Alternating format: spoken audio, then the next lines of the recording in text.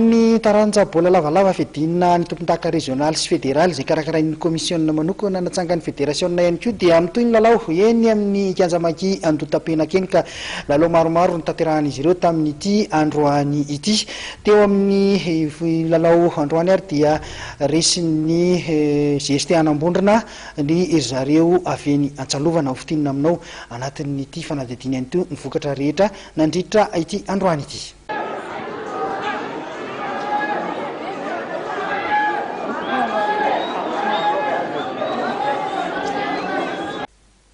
Nitoy androany ihany koa teny amin'ny Kianjamaki Andotapenaka ny fedina tompon-daka régional zay karakarain'ny commission manokana natsangan'ny fédération amita anitao mpilalovana eto Analamanga amin'ity taona 2024 ity.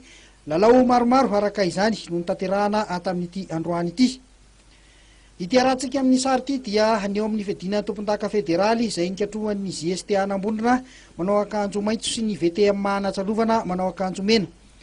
Ny GST Anambondrona teto no nivoaka nandresy tamin'isa 27.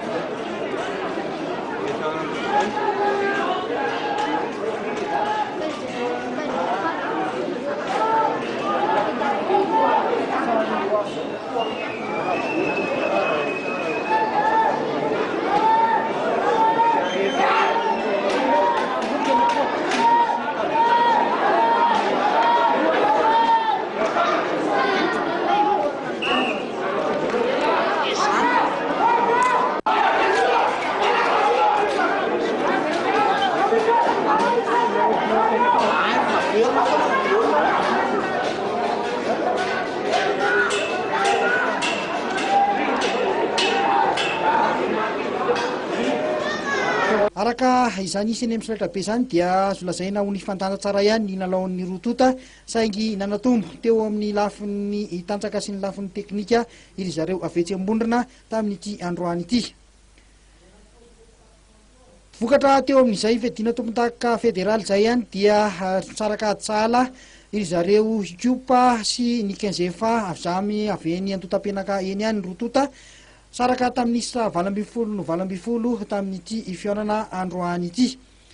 Eo amin'ny vokatra ho an'ny tompon-daka régional kosa ny FTBA dia niondrika nanoloana ny 15 black samy avy eny Andotapenaka ihany koa reto tamin'isa 420 ary ny FTA Andavamamba nandresy ny Balami tamin'isa 20 ny Afahakazomanga nandresy Mokafoy ny Asambo Manarina tamin'isa 70 no 40.